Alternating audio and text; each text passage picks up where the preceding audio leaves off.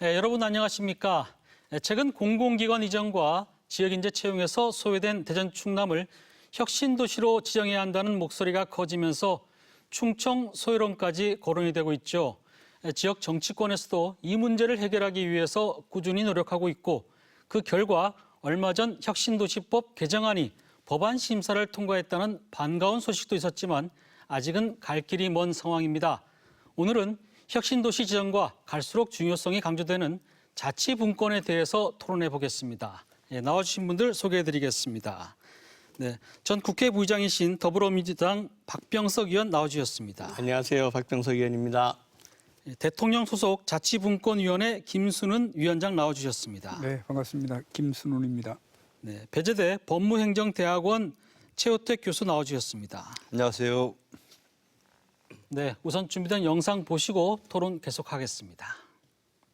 그동안 공공기관 지역인재 채용에서 역차별을 받아왔던 대전 충남에 기쁜 소식이 전해졌습니다. 혁신도시법 개정안이 1차 관문인 국회 국토교통위 법안 심사를 통과해 혁신도시법 시행 이전에 옮겨온 공공기관도 지역인재 채용을 확대할 수 있는 길이 열렸습니다.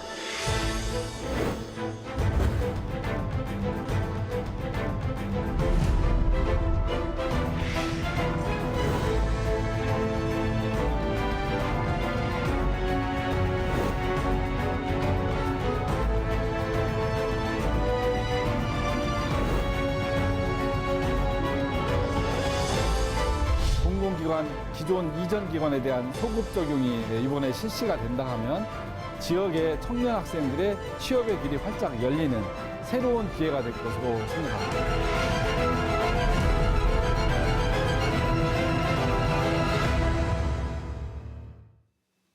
혁신도시 지정과 관련해서 지역에서는 그동안 참 많이 보도했습니다. 저희 TJB에서만 제가 꼽아보니까 한 140회 정도 최근 3년 동안 보도를 했더라고요. 다른 방송사들도 마찬가지겠지만요. 그만큼 지역에서 큰 이슈였는데 정작 혁신도시가 무엇인지 또 이게 왜 충청권은 아직 지정이 안 되는 것인지 잘 모르는 분들도 여전히 많습니다. 그래서 그 부분부터 먼저 토론해 보겠습니다. 박 의원님, 혁신도시가 왜 충청권이 아직까지 지정이 안 된 건지 또 혁신도시가 어떤 중요성을 가지고 있는지 좀 얘기를 들어볼까요? 예, 이제 대한민국은 수도권은 넘쳐서 문제고 지방은 모자라서 문제가 아니겠습니까? 그러니까 넘치는 수도권을 덜어서 지방을 좀 채워주겠다 하는 국가균형의 큰 틀이었고요.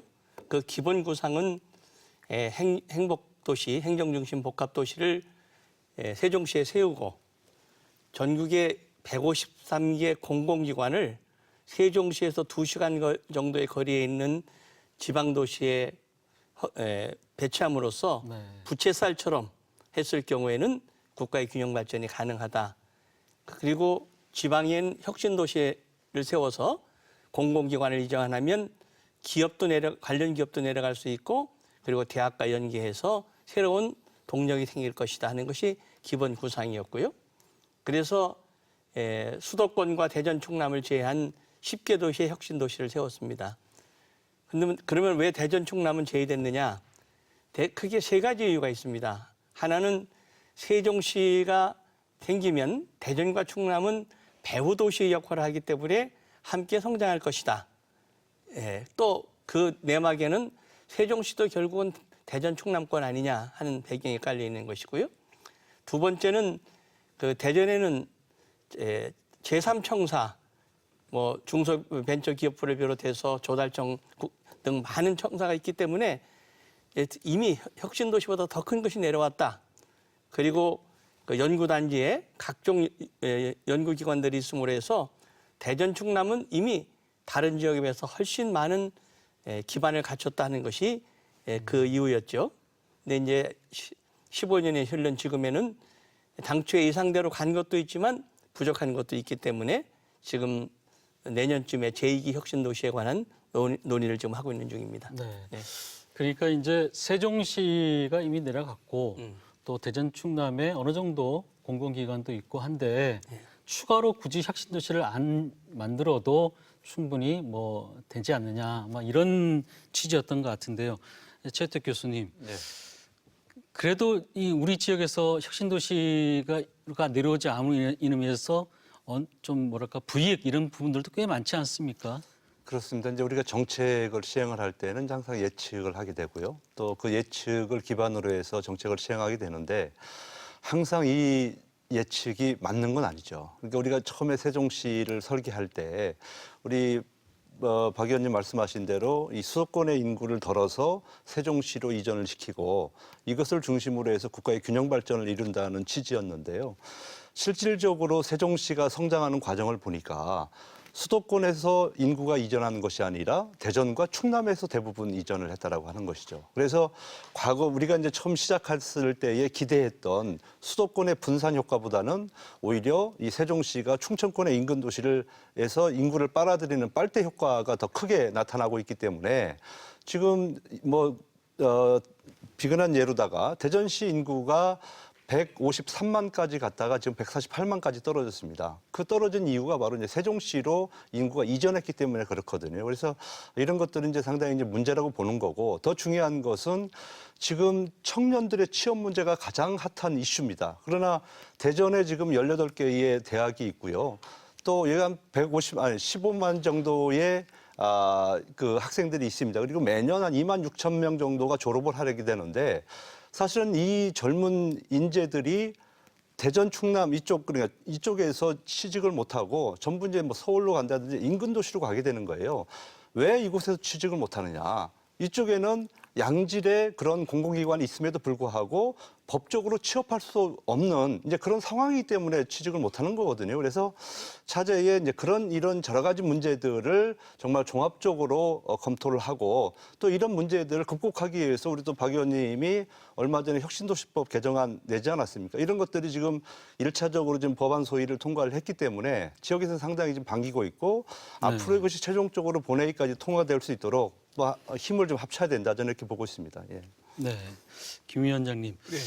이 혁신도시를 포함해서 어떻게 보면 지역균형 발전 정책이지 않습니까? 이게 이제 과거 김대중 전 대통령이 처음에 좀 강조를 했었고 노무현 전 대통령이 사실은 이걸 기반에 올려놨어요. 그리고 각 이제 전국으로 지금 이제 확산이 되는 상황인데 이 균형 발전 측면에서 이 혁신도시가 특정 지역이 배제되는 부분 어떻게 볼 수 있을까요?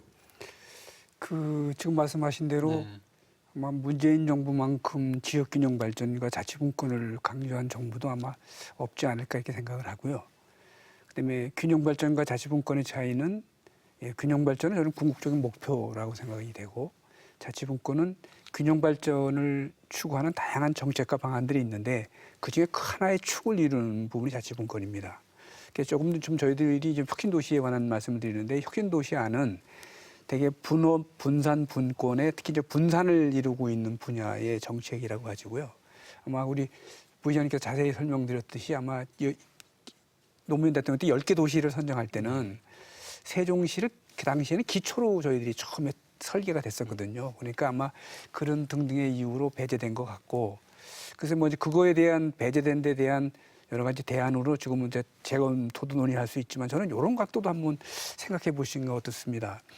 저희 나라 이제 행정구역을 이렇게 보면 대개 외부의 나라들은 이렇게 커지는 취향을 해왔는데 우리는 반대 길을 걸어왔어요. 예를 들면 1895년에 충청도가 충청남북도가 됐습니다.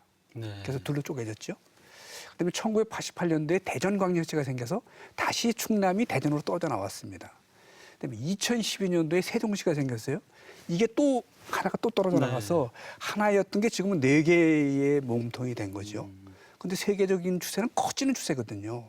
그러면 아까 우리 최 교수님이 세종시 때문에 인근 지역의 인구가 빠져나가서 걱정을 많이 하셨는데 저는 이걸 전체를 아우르는 각도에서 이 충청권 나름대로의 좀 발전 계획 같은 거를 수립하는 게 오히려 더 좀 큰 틀에 좋지 않을까. 지금 저희들 자치분권 입장에서는 이렇게 큰 그릇을 만들어 놓으면 큰 그릇에 맞는 만큼 권한을 주고 그릇이 작으면 또 조금만밖에 못 담지 않습니까? 그래서 그런 각도에서도 이왕 검토하시 김에 좀 이렇게 좀 검토해 주시면 혁신도시 못지않는 그런 좀 충청권 발전 방안도 가능하지 않을까 이렇게 생각이 됩니다. 저는 광역권 발전 계획인데. 전 김 위원장님의 생각을 같이 하는데요.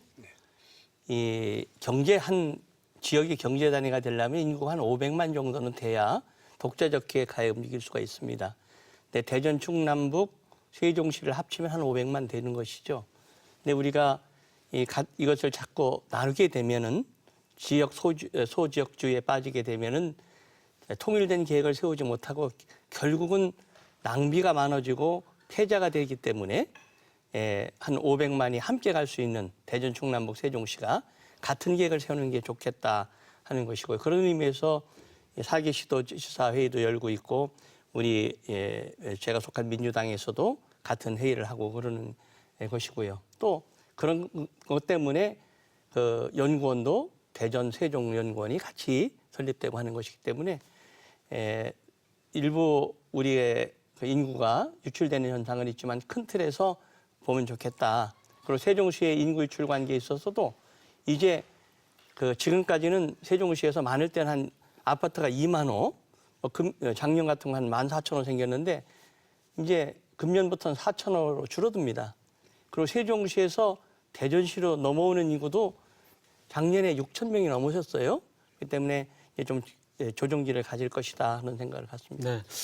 조금 예. 좀 다른 입장을 가지고 있는데요. 그 이유 중에 하나는 지금 세계적인 추세가 사실 이제 뭐 신중앙 집권의 그런 그 기조도 있긴 하지만은 우리나라는 아직도 지방 분권에 사실은 이 정착을 하지 못한 그런 단계에 있는 겁니다. 그러니까 모든 도시의 성장에는 이제 과정이라고 하는 게 있는데 지금 우리에는 이제 분권에 대한 확신도 없는 상황에서 다시 집권으로 간다라고 하는 것은 어떤 면에서는 중앙 집권. 그렇죠. 네. 중앙 집권이고 또 이제 대규모의 그런 도시 형태를 가지고 간다라고 하는 것은 그러니까 우리가 사실 분권이라고 하는 화두를 놓고 지금 달려가고 있는데 이제 그런 말씀들을 하시면은 지금 국회 계류 중에 있는 사실은 지방자치법 전부 개정법안도 어떻게 보면 조금 이제 반대의 그런 법안 아니겠습니까? 이제 그러다 보면 제가 듣기로는 의원님 말씀 듣기로는 이 법안도 사실 통과되기가 좀 어렵지 않을까? 뭐 이런 생각이 좀 언뜻 들어서 제가 좀 말씀을 좀 드렸습니다. 예. 저희들 뭐 김 의원님도 같은 뜻이라고 생각되지만은 지급에 있는 행정권을 다시 통합하자, 권한을 중앙 정부에 넘겨주자 그런 뜻은 아니고요. 우리가 4개 시도가 적어도 충청권이나 이름한테 같은 계획을 세우고 공동의 논의를 해서 큰 그림을 그리고 그 안에서 각 시도가 적합한 또 세부 계획을 세우자 하는 그런 뜻이었다는 것을 말씀드리겠습니다. 네, 예. 김윤정. 신중앙 집권이라는 말씀 때문에 생기는 오해인 것 같은데요. 다시 중앙 집권하자는 취지는 아니고 저도 1988년에 이제 지방자치법 전부 개정안을 했었고요. 지금 30년 만에 지금 올리는데 그 안에도 특별 지방자치단체를 만들 수 있는 제도적 장치가 좀 들어가 있습니다. 이제 그게 기존에 지금 4개 행정구역을 존중하더라도 광역교통, 광역계획, 그다음에 뭐 이런 관광개발 이런 것들은 좀 이렇게 충청도 차원에서 하면 효율적인 게 많거든요. 네. 이제 그런 거를 좀 거시적인 차원에서 해보자는 그런 취지지 중앙정부가 권한을 거둬간다는 뜻은 전혀 아니니까. 개념이 아닌 것 같습니다. 네. 그렇게 예. 오해는 예. 하지 않으셨으면 좋겠습니다. 네. 사실은 예. 위원님께서 말씀하신 대로 그 광역화 대전, 충남, 세종, 충북까지 같이 이렇게 혁신도시도 같이 하고 같이 하면 참 좋은데 그동안에 이게 안 됐었거든요. 그래서 세종에 있는 17개 이전 공공기관에 대전 대학생들이 취업을 못했었고 또 충남 대학생들도 충남 지역에 있는 대학 졸업생들도 취업을 못했었고 더더구나 충북 같은 경우도 많은 공공기관이 내려와 있었지만 역시 대전, 세종, 충남 출신 대학생들이 취업을 못했었거든요.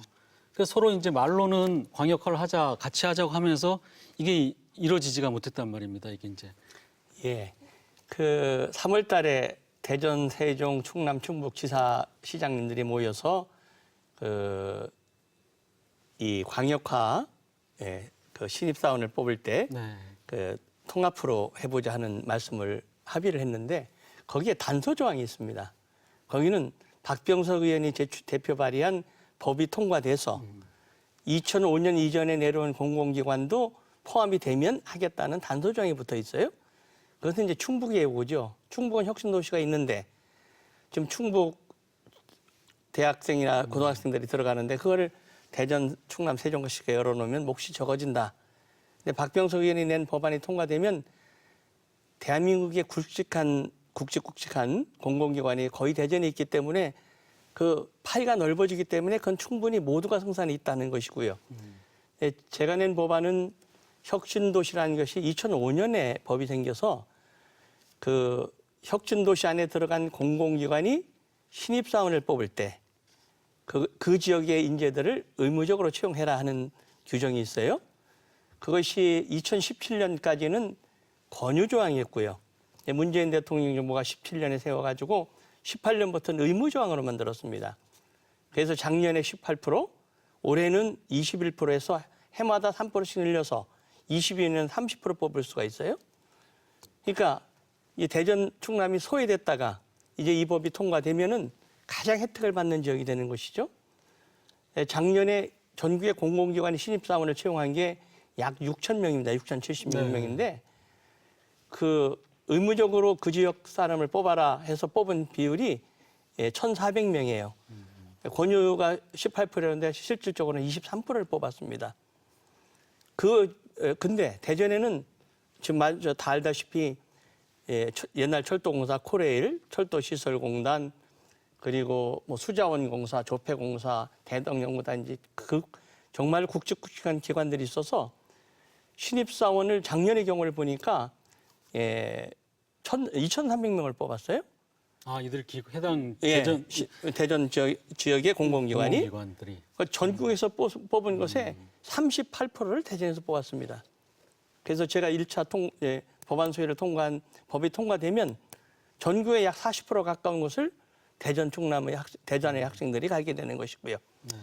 그러니까 상당히 그 숫자는 어느 정도의 숫자냐? 대구, 부산, 울산, 광주, 전남 5개 시도를 합친 것보다 많습니다.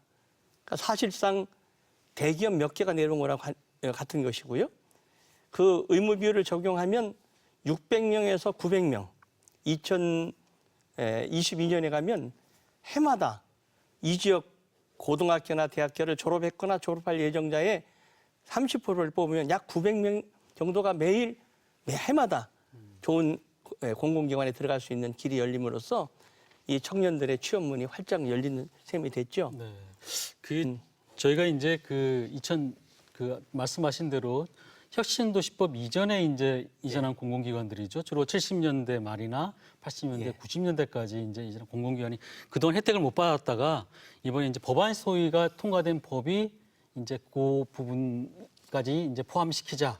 그 내용이 이번에 이제 법안 소위에 올라간 부분이고요.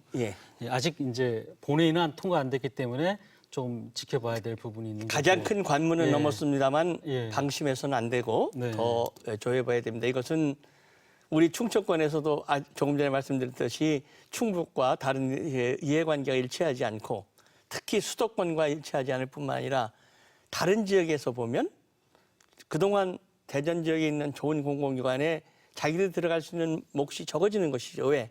대전 출신의 학생을 올해 같은 경우는 21%를 의무적으로 뽑아야 되니까 그런 첨예한 갈등 관계가 있기 때문에 앞으로도 이 상임위 전체 회의, 법사위, 본회의에 관해서 계속 긴장의 끈을 놓치지 말고 함께 노력해야 될 것으로 생각합니다. 최 교수님, 지역 대학에서는 사실 굉장히 이 문제가 심각했습니다. 그죠?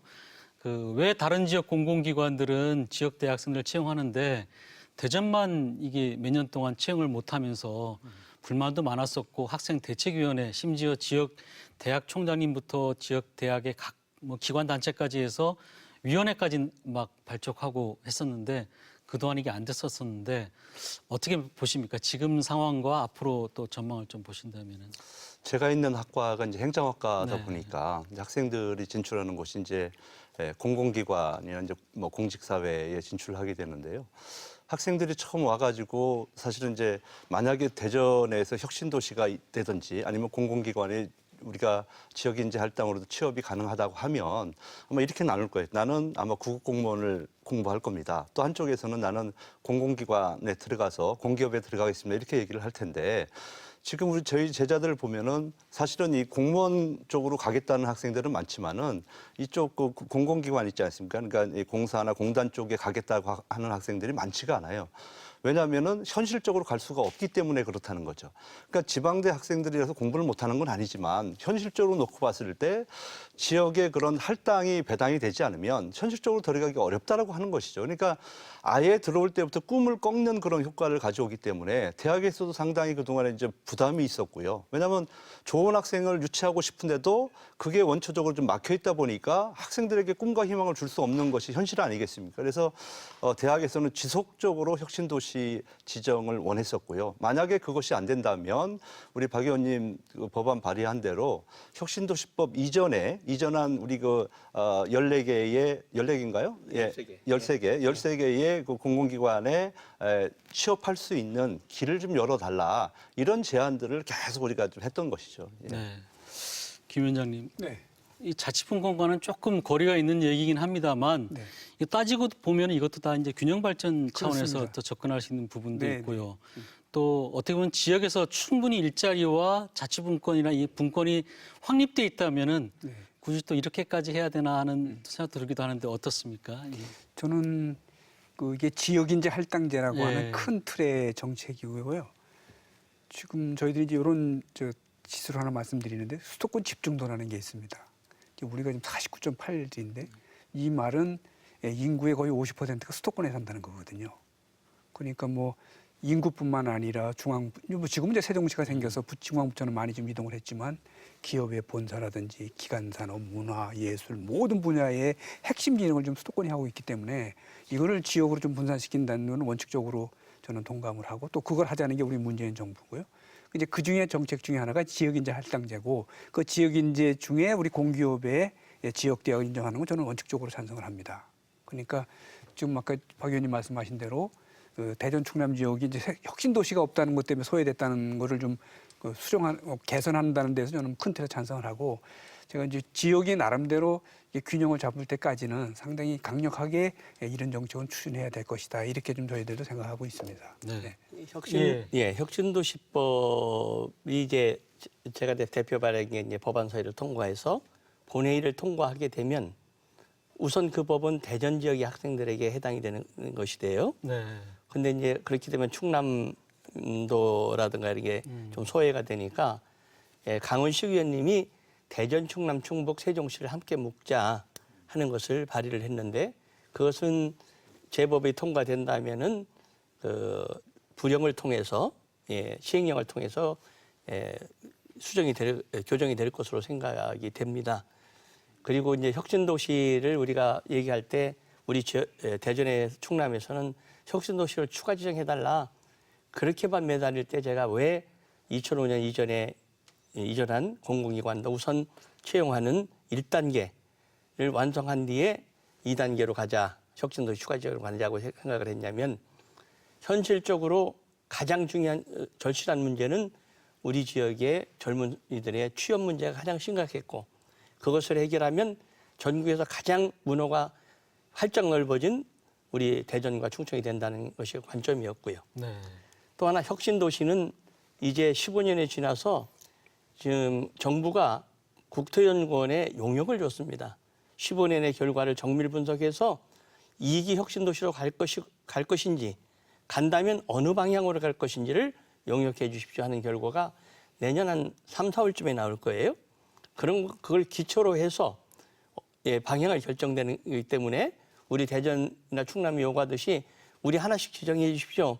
그런 방향이 추가 지정돼야 되겠지만 다른 형태로 나타날 가능성이 있다. 더 좋은 방향으로 나타날 수도 있고 기회에 못 미칠 수도 있는데 크게 보면 2005년도에서 지금까지 실시한 것이 수도권의 인구의 분산 그것이 목적이었다면 2기는 이 성장 거점을 마련한다. 혁신 성장 거점을 마련한다. 그리고 1기는 중앙정부에서 결정한 해서 지방으로 내려보낸 톱다운 방식이라면 앞으로는 지방자치단체가 건의한 것을 중심으로 한 바텀업 방식이 될 것이다. 그리고 1기 신도시는 새로운 지역에다가 새로 하나를 졌지 않습니까? 혁신도시를. 근데 2기 신도시는 그렇게 안 갈 가능성이 있습니다. 예를 들면 대전시 같은 경우는 도시재생사업과 연계해서 가령 대전역 근처에 구도심에 세운다. 그러면 구도심에 새로운 공공기관이 내려오면 관련 기업이 내려오고 대학 등과 연계해서 새로운 성장 동력을 만들면 대전시 전체는 물론 대전시에서 신도심과 구도심의 격차 현상도 줄일 수 있다. 이런 방향이 다르기 때문에 우리가 추가 혁신 도시에 대해서 열의를 가지고 추구해야 되는 건 맞지만 어떤 방향으로 가고 있는지 그리고 만약 그렇게 간다면 어느 공공기관을 우리가 유치할 수 있는 것인지 그리고 어떻게 하는 것이 가장 효율적인지에 대한 정밀한 분석을 하에 가야지 지금처럼 우리가 대전 충남이 지정되지 않았으니까 추가시켜 주시오. 이렇게만 가면은 큰 방향과 다를 수가 있기 때문에 목표는 분명하되 지혜롭게 가야 된다는 말씀드리겠습니다. 두 가지를 굉장히 중요한 말씀을 하셨어요. 하나는 뭐냐면 대전에 있는 공기업인데 지역인재 할당을 충남과 세종과 충북에다 좀 문을 열자는 그런 말씀하셨잖아요. 저는 그 대전 시민의 상당히 넓은 그런 이해가 없으면 안 된다는 정책이고 만약 그게 현실화된다면 충청권 발전을 하는데 굉장히 저는 획기적인 전환이 될 것 같다는 생각이 들고요. 또 하나는 정전의 우리 균형발전 정책은 탑다운 중앙에서 계획을 째어서 내려보는 정책인데 이제는 아래로부터 계획을 짜서 올라오시면 그거를 중앙정부가 지원해 주는 정책이라는데 지금 현재 저희들이 계획하고 추진하는 방향과 너무 맞아서 저는 상당히 고무적인 그런 방향이라고 생각합니다. 네, 그리고 말씀하시는데 한 가지 우리 박 의원님이 궁금한 사항인데 이번에 이제 통과된 것이 법안 소위 통과된 것이 지금 박 의원님 한 것이 이제 2007년 이전에 이전한 그런 그 공공기관에 우리가 이제 그 취업이 가능하도록 하는 문제가 하나 있고 그다음에 또 이은권 한국당 의원이 이제 2007년 이후에도 대전 지역에 4개의 또 공공기관 이전을 했더라고요. 그거까지 포함하는 안이 있는데 요게 지금 그러니까 그것이 17개가 다 포함된 다 것이고요. 포함된 것이죠. 17개가 그러니까, 포함되는데 이제 2007년 이어온 것은 좀 규모가 작은 기관들인데 개수로는 4개가 포함됐고 약간의 증원이 된 셈이죠. 그리고 제가 낸 법안에서 요약해서 그런데 저는 그렇게 의무적으로만 하지 말고 자발적으로 지역 인재를 적극적으로 뽑은 공기업에 대해서는 상당한 그 프리미엄을 주자, 촉진제를 주자 하는 것등 여러 가지가 있습니다만 요약했기 때문에 그렇다는 말씀드리겠습니다. 말씀 이야기했고요. 그다음에 이제 지금 이제 새롭게 혁신도시가 이제 지정이 되는 방식이 좀 달라질 거다 이렇게 말씀을 하시는데 저도 이제 거기에 동의하는 게 뭐냐면요. 사실은 국가에서 정책을 추진할 때 가장 중요한 큰 문제는 이제 돈 문제 아니겠습니까? 그러나 이제 지금 대전에서 제시하는 혁신도시의 모델은 아까 말씀하신 대로 대전역 근처에 도시 재생을 통한 이제 혁신도시 모형이 하나 되는 거고. 예를 들면 예를 들면. 근데 대전시에서 지금 그걸 추진하고 있는 거고요. 그다음에 이제 충청남도 같은 경우에는 내포 신도시가 이미 건설이 되어 있고 거기에다가 혁신도시를 넣겠다는 거거든요. 그러면 추가적인 어떤 그 재정적인 지원이 포함이 되지 않기 때문에 어떻게 보면 국가 차원에서도 큰 부담은 없을 수 있기 때문에 저는 잘만 하면 가능성도 있겠다는 생각을 좀 해봅니다. 저는 내포 신도시를 추가 지정하는 문제에 대해서는 적극 찬성입니다. 내포 신도시가 큰 뜻을 가지고 했지만 새로운 도청의 역할을 하기엔 아직 부족한 점이 있기 때문에 추가 지정돼야 된다는 것에 적극 찬성하고 같이 움직이는 입장이란 말씀을 드리고요. 또 일부에서는 그 122개 공공기관이 내려온다 그러는데 아직 확정된 것은 아니고요. 2기 혁신도시를 만들 때 공공기관을 내려보는 것으로는 큰 방침을 정했지만 그 모기업이 아닌 자회사, 예를 들면 코레일 같은 경우에는 옛날 철도공사죠. 4개의 자회사가 있습니다.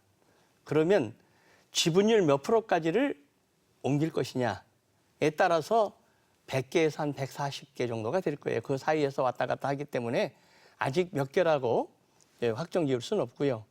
지금 말씀드린 대로 정부가 정밀한 검토 용역을 거친 뒤에 방향을 결정하고 지분율 몇 프로 결정해서 얼마를 간다 하는데 큰 방향은 대전시는 충남도 같은 경우는 수소경제, 그리고 충북은 신재생에너지, 대전은 IT용 복합 이런 개념을 잡고 있다는 것을 제가 말씀드리니까 우리 대전에서도 그런 것에 잘 중앙정부에 맞춰서 계획을 짜고 그리고 추진해야 효과가 있을 것이라는 말씀드리겠습니다.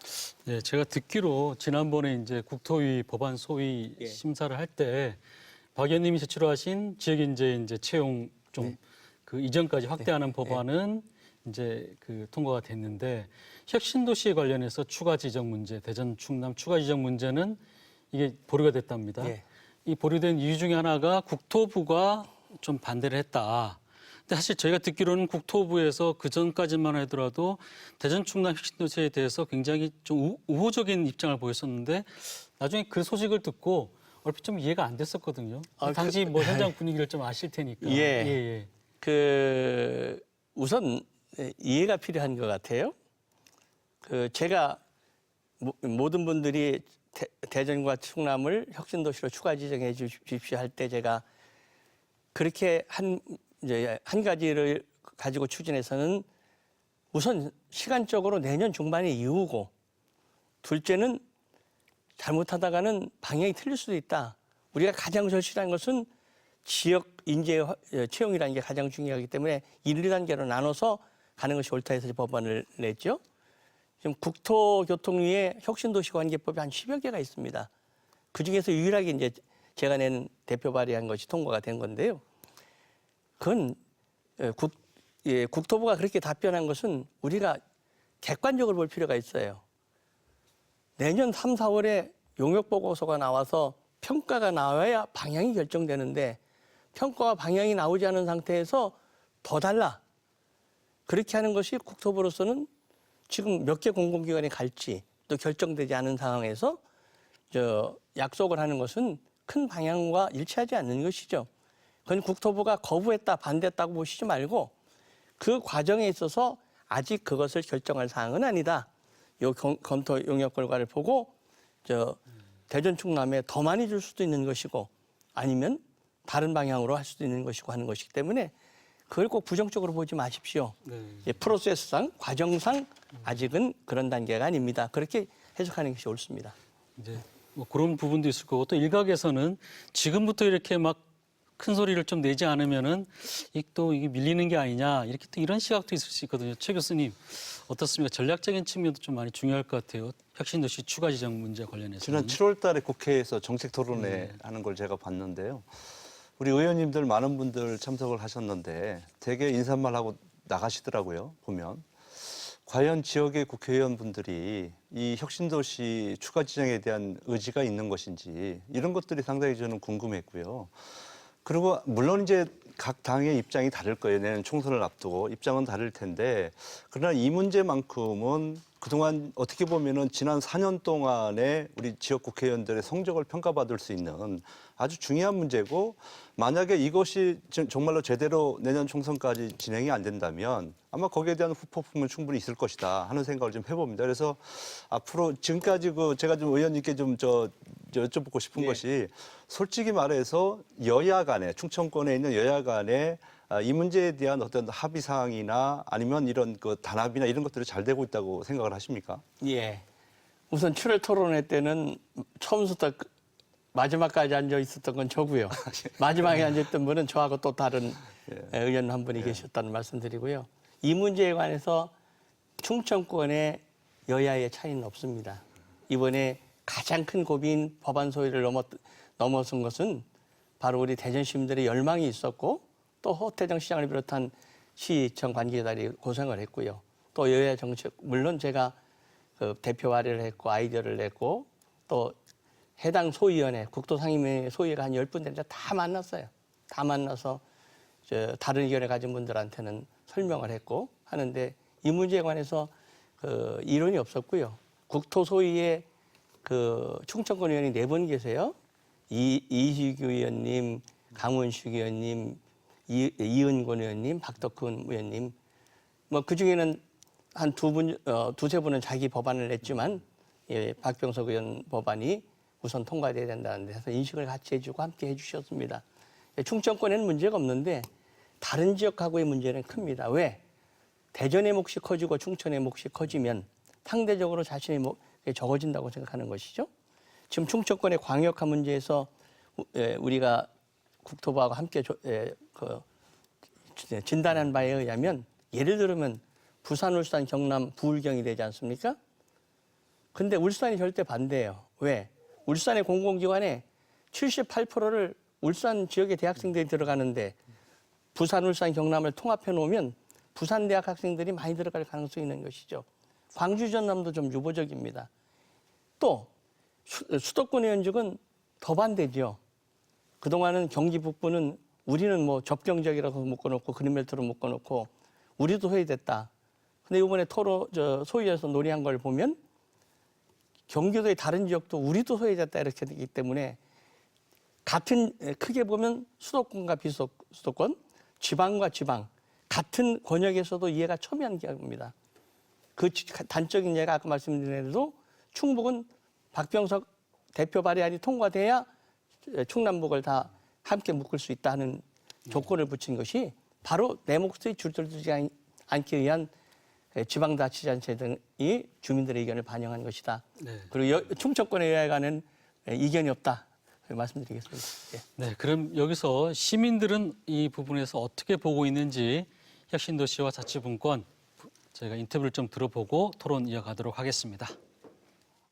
며칠 전에 뉴스에서 혁신도시 지정 관련된 공공기관 지역인재 채용 의무화 법안이 통과됐다는 얘기를 들었는데요. 청년들이 일할 수 있는 기회 문이 조금 더 열릴까 기대가 됩니다. 막상 혁신도시 지정이 큰 성과가 될 것처럼 하지만 아직 지정되려면 큰 어려움이 많아 보이고요. 또 지정된다고 해도 크게 뭔가 달라질 것 같은 기대도 별로 없는 것이 사실이에요. 혁신도시를 대전이나 충청에 오게 해달라는 것이 지역 이기주의 차원이 아니라 우리나라의 중심인 충청 지역의 균형 발전 차원에서 꼭 이뤄져야 할 정책이다라고 생각합니다. 네, 김 위원장님. 네. 지금 그 혁신도시 저희가 얘기를 많이 하지만 사실은 이 가운데서도 이 지역 간에도 조금 갈등이 있습니다. 예를 들어서 그렇죠. 이번에 네. 이제 박 의원님이 법안소를 통과한 그 혁신도시법 이전 공공기관들, 뭐 수자원공사라든지 굉장히 많거든요. 이 기관들이 만약에 해결이 되면은 대전 학생들은 굉장히 또 도움이 되지만 충남하고 대전하고 광역화가 만약에 안 될 경우에는 또 소외감을 느낄 수 있게 되고요. 그렇습니다. 예, 전세가 역전되는 거죠, 그죠? 그 전에는 세종 지역의 대학생들을 부러워했는데 지금 또 오히려 대전 이렇게 부러워하게 되고 이 지역 간의 갈등 부분 어떻게 좀 뭐 해결할 방법이 있을까요? 자치분권이나 이 균형 발전 차원에서. 지금 그 이슈는 예. 제일 우리 박 의원님이 가장 크게 고민하고 있을 거라고 생각을 하고요. 균형발전 정책이 명분상은 다 수용이 되면서도 현실적인 방안을 찾기 어려운 게 이게 한정된 자원을 나누는 문제이기 때문에 이게 좀 배타적 게임을 하는 거거든요. 그러니까 만약에 A라는 지역에 더 가져가면 다른 지역은 덜 갖게 가야 되는 이게 제로성 게임 같은 거기 때문에 저는 어렵다고 생각을 하고 그래서 저는 이런 예를 꼭 드립니다. 아까 박 의원님이 굉장히 좋은 말씀을 하셨는데 자, 형제가 오형제가 있으면 사는 게 거의 비슷하면 부모님이 걱정이 거의 없으시죠. 만약에 첫째, 둘째와 셋째, 넷째 차이가 난다. 그러면 부모님들은 어떤 마음이시겠어요? 좀 잘 사는 형한테 좀 받아서 못 사는 좀 동생을 도와주는 게 이게 균형 발전으로 가는 정책이라고 생각하고요. 그래서 조금 나은 지역이거나 하는 지역들은 조금 좀 발전이 늦은 지역에 대한 배려를 해야 된다는 생각은 저는 늘 그게 기본으로 우리가 공감이 돼야 이런 정책이 가능할 거라고 생각이 되고요. 그러니까 늘 어떤 정책을 추진할 때는 혹시 다른 지역과의 우리는 어떤지 한번 그런 것도 좀 이렇게 한 번쯤은 되돌아보면 좋지 않겠나 생각합니다. 그래서 제가 즐겨 듣는 예가 이렇습니다. 그 미국이라는 나라를 이렇게 보면 유럽에 가면 이게 한 50개 정도 될 나라죠. 뭐 지리적 면적도 그렇고 인구수도 그런데 지금 한 나라가 됐지 않습니까? 그럼 그 배경이 뭘까? 제일 큰 주가 인구 4천만을 갖고 있는 캘리포니아라는 주가 있습니다. 제일 조그만 주는 45만이라는 와이오밍이라는 주가 있습니다. 이 두 개의 주가 같은 대접을 받으려면 누가 양보를 했겠어요? 그런 만약에 제도라면 캘리포니아가 양보했기 때문에 가능한 제도거든요. 저도 늘 균형 발전을 얘기하면 수도권과 비수도권 얘기할 때는 수도권은 저는 양보해야 된다고 생각을 하고 도시와 농촌이 문제할 때는 도시가 양보 안 하고 농촌이 뭔 양보를 하겠습니까? 예를 들면. 그러니까 늘 균형 발전 얘기할 때는 좀 인근 지역도 한번 되돌아보는. 그러니까 뭐 대전, 충남, 저는 충청권이 더 발전해야 된다는 데는 저는 그게 없고요. 그러면서도 늘 혹시 이 충청보다 못한 지역이 있으면 그런 지역에 대한 배려도 좀 한 번씩 하는 이런 측면도 있어요. 네. 지금 우리는 이제 지역 간의 득실을 논의하는데 가령 채용기관, 공공기관으로 보면 예를 들어 수자원공사다, 뭐 조폐공사다, 코레일이다 할 때 이왕이면 인재를 뽑고 싶어 하지 않겠어요? 그렇습니다. 근데 너무 지역으로 한정하면 그 과연 우수한 인재를 뽑을 수 있을까 하는 걱정이 있는 겁니다. 그렇기 때문에 대전, 충남북, 세종시 정도는 광역화시켜주는 것이 서로의 상생 발전을 위해서도 좋고 또 공기업의 목적이 또 맞기 때문에 이 권역별, 6개 권역별 정도는 우리가 동의해 주는 것이 좋겠다. 그런 생각을 가지고 있습니다. 저도 개인적으로는 아주 동감을 합니다. 네, 최 교수님, 예. 대전에 있는 대학교의 교수님으로 지금 계시잖아요. 대전만 하면 좋겠죠. 당연히 하지만 또 예. 뭐 여기 있을 거고 근데 대전만- 어떻습니까? 전망도 좀 볼 수 있을 것 같아요. 과연 시행될까 하는 좀 전에 인터뷰에서 보면은 예. 아 이거 되겠어요? 이런 목소리도 있거든요. 어떻게. 저는 뭐 반드시 된다라고 저는 생각을 하고요. 특히 또 우리 박 의원님 열심히 노력을 해주시니까 저는 될 거라고 생각하고 되지 않으면은 이거는 이제 사실은 어떻게 보면 이제 좀 정의에 맞지 않는다. 저는 그렇게 생각을 하고 그리고 이제 지금 이 세종에 사실은 이제 공공기관들이 많이 내려가 있는데요. 세종에 있는 대학들 인재를 가지고서 그쪽에 그 인재 그러니까 공공기관 인재 채용을 할 수 있는 그 규모가 안 됩니다. 왜냐하면은 대부분의 공공기관들이 대학원 졸업 이상의 전문가를 원하는데요. 세종에 있는 대학들이 지금 가 있는 대학들이 그런 인재들이 없습니다, 사실은. 그러니까 공공기관은 많지만은 실질적으로 세종에 배출한 학생들이 갈 수 있는 그게 없기 때문에 이것은 풀지 않으면 오히려 어떻게 보면 또 다른 역차별이 될 수 있기 때문에 사실은 풀어줘야 된다는 생각을 좀 하고 있고요. 특히 이제 충남 같은 경우 사실은 그렇게 되면 대전이 많이 양보를 하게 되는 거잖아요. 충남 같은 경우는 지금 뭐 사실 공공기관들이 이렇게 많지가 않거든요. 그러니까 많이 가진 대전이 양보할 수 있는 부분이 있어서 지난번에 그 같이 4개 자치단체장이 합의한 것처럼 대전, 충남, 세종, 충남이 같이 좀 큰 틀에서 같이 젊은 인재들의 앞날을 생각해서 좀 양보하면서 가는 것이 어떨까 하는 생각을 좀 해봅니다. 예, 저는 뭐 그렇게 충청권 광역화해도 사실상 대전이 고등학교나 대학 졸업자들이 제일 많은 혜택을 압도적으로 보게 될 것이다. 여러 가지 여건을 볼 때 광역화시키는 것이 좋겠다는 생각하고 있습니다. 네. 다 동감하는 것 네, 같습니다. 알겠습니다. 이번에는 자치분권 이야기를 좀 하려고 합니다. 자치분권 하면 참 좋은 말이다 생각은 들지만 정확하게 이게 어떤 부분인지 또 우리한테 어떻게 해당이 되는지를 잘 모르는데요. 위원장님, 그 자치분권이 실제로 어떤 부분들이 지금 적용이 되는 건지 그 말씀 좀 들어볼까요? 예, 저희들이 이제 1991년에 30년 동안 못하던 지방자치를 이제 재도입했지 않습니까? 그래서 그 당시부터 이제 우리가 지방자치라는 용어를 많이 썼고요. 근데 오늘 김대중 대통령 말씀도 많이 나왔는데 김대중 대통령께서 1999년도에 중앙행정권한 지방이양 촉진에 관한 법률을 만드시면서 지방분권이라는 말을 쓰기 시작했습니다. 그래서 그런 데다가 2017년도에 문재인 정부 출범하면서 자치분권이라는 용어가 나왔는데 이 자치분권은 지방자치를 잘하기 위한 지방분권 이렇게 이해하시면 되겠습니다. 그러니까 우리가 그동안 김대중 대통령께서 애를 쓰셨지만 지난 20년을 뒤돌아보니까 우리가 우리 주민들의 투표로 단체장도 뽑고 의원도 뽑는 이런 대의 선거를 통한 지방자치는 어느 정도 성공을 했는데 주민들이 참여해서 의견을 낸다더니 주민들이 결정하는 이런 참여적 민주주의는 이루지 못했거든요. 그래서 왜 못했냐 이렇게 듣다 보니까 권한이 너무 없는 거예요, 지방정부가. 그래서 권한을 좀 더 넘겨주자 하는 차원에 그러니까 지방자치를 잘하기 위한 권한을 강화하는 그런 의미를 가진 그 용어가 자치분권이라 생각하시면 되겠고요. 저희가 그런데요.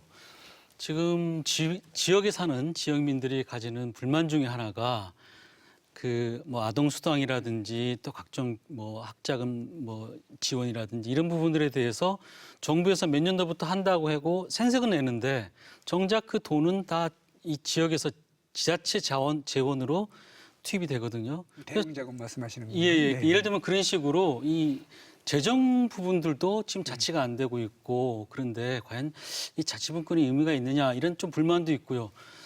최 교수님 보시기에는 어떻습니까? 지금 현재의 자치분권 이 부분에 대해서 좀 개선점도 많이 있을 것 같고 좀 그런데요. 우리나라는 이제 법적으로 보면은 이 자치분권을 할 수 없는 그런 국가입니다. 왜냐하면은 우리나라 헌법에 지금 지방자치와 관련되는 조항이 딱 2개 조항입니다. 117조하고 118조가 되어 있는데요.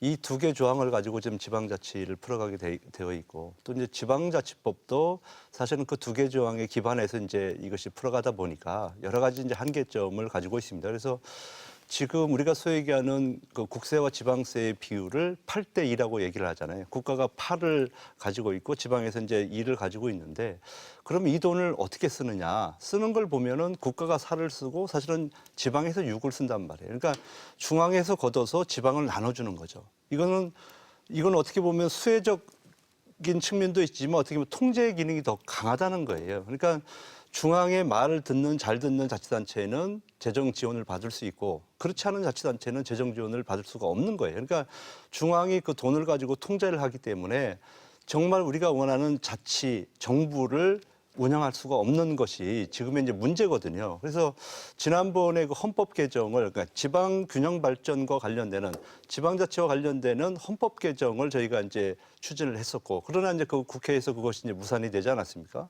그 이후에 다시 이제 지방자치법 전부 개정을 통해서 정말 기본적으로 지방자치를 할 수 있는 토대를 좀 만들어 주자.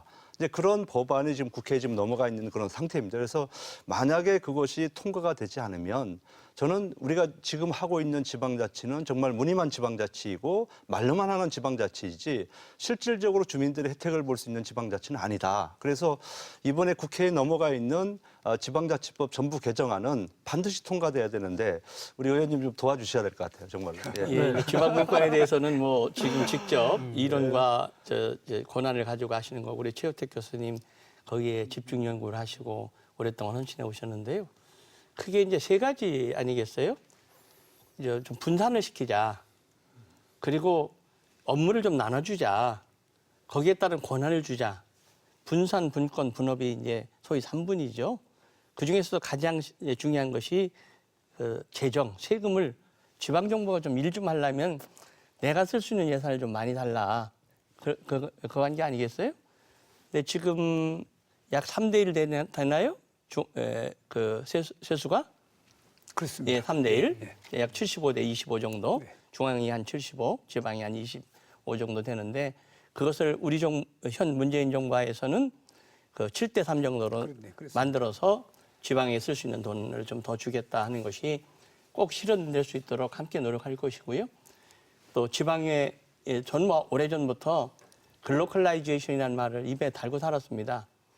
세계화라는 것은 가장 지방의 특色을 살린 로컬라이제이션, 지방화가 곧 세계적 경쟁을 갖는 것이다. 지방이 자기 특색을 갖고 발전할 수 있는 그런 토대를 마련해 준다는 데 대해서는 다 저도 공감입니다. 네. 예. 네, 위원장님. 오늘 저희들이 혁신도시를 논의하게 된 게 뭐 여러 가지 원인이 있겠습니다만 우리가 1000년 이상의 중앙집권 체제의 산물이거든요. 그러니까 이제 만약에 우리가 중앙집권 체제를 그야말로 우리가 원하는 지방분권 체제로 바뀌면 아마 혁신도시 같은 문제는 생기지 않을 거라고 생각을 합니다. 그러니까 중앙에 집중되어 있는 권한과 재원을 좀 지방에 넘겨주자는 건데 근데 우리가 그동안 너무 오래 중앙집권 체제에 젖어 있다 보니까 쉽게 고치지 못한 부분들이 굉장히 많습니다. 그러니까 문제가 많은데도 불구하고 해결 못하는 이유인 거죠. 우리가 이미 이렇게 젖어 있으니까. 근데 그럼에도 불구하고 문재인 정부는 지금 박 의원님 말씀하신 대로 최소한도 재정은 국가가 3, 지방이 3되는 구조를 만들겠다. 그래서 작년에 그 지방 소비세 10%를 추가로 지방 소비세 전환을 해서 한 연간 10조 원 정도 되는 예산을 이미 지방에 확보를 했고요. 그다음에 그 외에 지금 아까 우리 최 교수님 말씀하신 대로 주민자치 정신이 든 지방자치법 전부 개정안이 지금 국회에 지금 상정돼 있기 때문에 그 예정대로 만약에 입법화되면 헌법을 고치지 않는 범위 내에서의 자치분권은 상당히 많이 이루어진다. 특히 주민이 참여한다든지 또는 지방이 계획을 세워서 일을 맡는다든지 지방정부가 스스로 지방정부 형태를 바꿀 수 있는 다양한 권한들이 있고요. 그다음에 오늘 제가 말씀드린 우리 특별지방자치단체라는 게 생겨서 지방 간이 서로 협력할 때 지금의 체제를 존중하면서 별도의 또 이렇게 지방자치단체를 만들 수 있는 제도가 돼 있다는 말씀을 드리고요. 하여튼 지금 한 2년 반 지금 정부가 남았지만 그 안에 지역 주민들이 체감할 수 있는 지방분권이 될 거라고 생각합니다. 이제 그 중에 하나가 더 있는데 우리가 이제 지방자치를 그동안 해오면서 이렇게 자치분권이 뭔지 잘 모르신다고 얘기하시잖아요. 저 개인적으로는 물론 지역마다 국가마다 조금 다르긴 하지만 지방자치단체가 해야 하는 주민들이 가장 민감한 기능이 두 가지가 있는데 하나가 교육이고 하나가 경찰입니다. 근데 우리는 이 두 가지를 다 지방자치단체가 안 하고 있거든요. 그러니까 무슨 변화가 있어도 주민들이 잘 못 느끼는 거죠. 근데 이제 문재인 정부가 자치경찰이라는 제도의 그 법을 만들어서 지금 국회에다 지금 발의해 놨기 때문에 만약에 국회에서 잘 심의해 주시면 이제는 가까운 데서 대전시 경찰을 만나게 되고 충남에 가면 충남도 경찰을 만나게 되기 때문에 종전의 국가경찰하고는 또 다른 차원의 치안 서비스를 저는 도민이나 시민들이 좀 느낄 수 있겠다 이렇게 생각하고 있습니다. 그런데요, 이 자치경찰 관련해서 사실은 최근에 왜 소방직 공무원들이 국가직으로 전환해달라고 이제 요청을 하고 있는데 경찰 관계자들 만나보면 이런 얘기를 해요. 아니, 소방직은 국가직으로 해달라고 하는데 왜 국가직 경찰은 왜 지방직으로 자꾸 내리려고 하느냐. 그런 얘기를 하나 하고 또 한 가지 얘기는 그런 국가직 경찰과 지방직 경찰, 자치경찰 간의 업무가 과연 정확하게 구분될 수 있을 것이냐. 예를 들어서 자치경찰 제하고 국가경찰이 서로 업무가 불필요하게 중복되는 경우도 있을 수 있고 또 잘못하면은 또 경찰력의 낭비 또 이런 게 있지 않겠느냐 또 이렇게 얘기하시는 시각도 있어요 일부. 네, 뭐 저희들도 충분히 듣고 있고요. 우선 그 국가직화되고 있는데 이거는 왜 지금 지방직으로 돌리냐 하는 이유는 전 두 가지 관점에서 봐줘야 된다고 합니다. 지금 경찰 병력이 12만입니다. 물론 경찰이 민주경찰이고 시민경찰일 때는 별 문제가 없지만 혹시라도 하나 뭐 잘못되면 12만의 조직이 하나의 명령으로 움직이는 조직이면 저는 민주주의에도 언제든지 위협될 수 있다는 마음 그 점에 대해서는 우리 의원님께서 가장 뭐 체험적으로 느끼지 않았겠나 싶고 그래서 이거를 그 12만 명 되는 경찰 권력을 양분한다는 의미가 저는 상당히 크다고 생각합니다. 두 번째는 이제 치안 서비스의 문제인데요. 저희들이 이제 1991년도 지방자치하고 나서 체감하진 못하지만 눈으로 보는 가장 큰 변화가 있습니다. 그 변화가 뭐냐면 주민들의 투표를 대표를 바꿨다는 거잖아요. 저 개인적인 생각으로는 만약에 지방자치를 실시하지 못했으면 아마도 김대중 대통령과 노무현 대통령은 대통령 당선이 좀 어렵지 않았을까 저는 생각합니다. 왜냐하면 주민들이 자유롭게 선거할 수, 그러니까 똑같은 차원에서 국가경찰을 이분화하는 거는 저희들이 민주주의 질적 최고를 위해서 꼭 필요하다는 말씀을 꼭 드리고 그럼 서비스의 차이가 있겠냐? 확실히 있을 겁니다. 우리 경찰은 행정경찰과 사법경찰 두 가지로 나눠지는데 사법경찰은 쉽게 표현하면 수사하는 경찰이고요. 행정경찰은 서비스하는 경찰입니다. 그러니까 저희들이 지방자치를 해야 했듯이 자치경찰을 하면 주민들을 바라보는 서비스를 해야 되잖아요. 그래서 저희 생각에는 만약에 학교폭력, 성폭력, 가족폭력 같은 게 만약에 자치경찰이 하면 저는 조금 더 훨씬 더 우리 친절하고 친화적으로 저는 할 거라고 그렇게 믿고요. 또 우리들이 가장 경찰을 자주 만나는 영역이 우리 교통 영역이잖아요. 또 우리 많이 저희들이 불만 듣는 것 중에 하나가 학교 앞에 있는 건너목 하나 어떻게 뭐 못 고치겠더라 뭐 이런 말씀 많이 하시는데 저는 그건 뭐 즉각 저는 언제든지 주민들의 관점에서 고쳐줄 수 있는 그런 가능성이 큰 영역이다 이렇게 보고 있습니다. 알겠습니다.